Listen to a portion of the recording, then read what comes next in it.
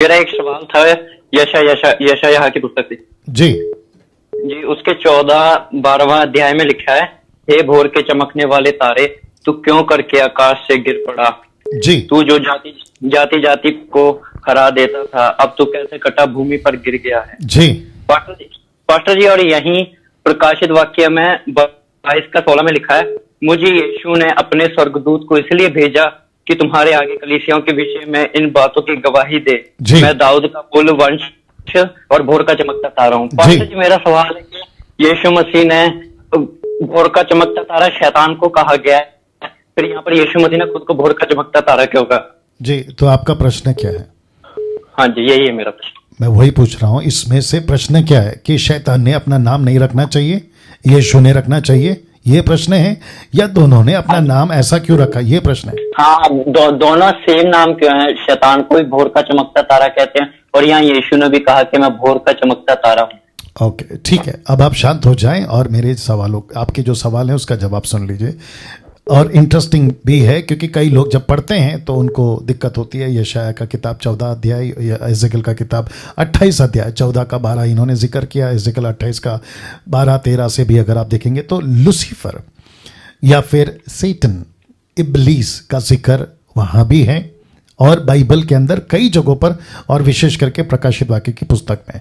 ना जैसे मैं हमेशा कहता हूँ, भाई ने प्रश्न पूछा है इसलिए मेरी मजबूरी है, मैं बोल देता हूं कि जब आप वचन को पढ़ते हैं, कोई भी टेक्स्ट को पढ़ते हैं, तो सबसे पहले दिमाग में 2-3 प्रश्न रख लिया करो पढ़ते वक्त, सवाल करते वक्त, कि इसका लेखक कौन है, कौन से संदर्भ में बोला गया है, क्या दृश्य दिखा रहा है। और यशायाह की किताब और हेजेकियल की किताब, अगर भाई साहब सुन रहे हैं तो उनको भी कहना चाहूंगा कि यशायाह की किताब 12वां अध्याय, माफ करें 14 अध्याय, हेजेकियल की किताब 28 अध्याय, ये एक राजा को सामने रखकर संबोधित किया जा रहा है, ये डायरेक्ट लूसीफर को नहीं संबोधित किया जा रहा है। तो आत्मिक बातें हैं, आत्मिक दृष्टि से इसको पढ़ना होगा। दूसरी चीज, जब कोई लिखता है तो लेखक को उतना ही बताया गया जितना उस वक्त के लिए जरूरी था।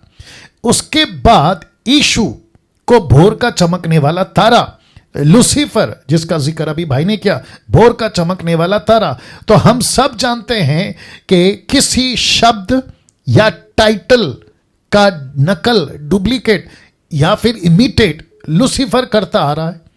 लूसीफर भोर का चमकता तारा किसने बनाया, अगर बनाया भी है, देखिए एक एक शब्द के, अगर पास्टर शब्द है तो उसका रोल क्या है, अपोस्तल शब्द है तो उसका रोल क्या है, लूसीफर का नाम है तो उसका रोल क्या है, यीशु है तो उसका रोल क्या है, यीशु क्या देता है, भोर का चमकने वाला तारा अगर उसको कहा है तो उसका रोल क्या है, वो क्या देता है, रास्ता दिखाता है, रोशनी देता है, जीवन देता है, बातें करता है। लूसीफर ने क्या किया, संसार को मैं रास्ता दिखाऊंगा, मैं ज्योति हूं, मैं संसार में तुमको विजय दिलाऊंगा, नकल करता है।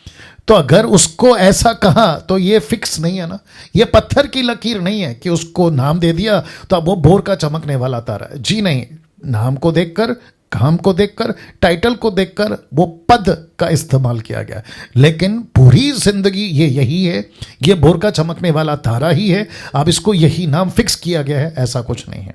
उम्मीद करता हूं कि भाई साहब को जवाब मिल गया होगा।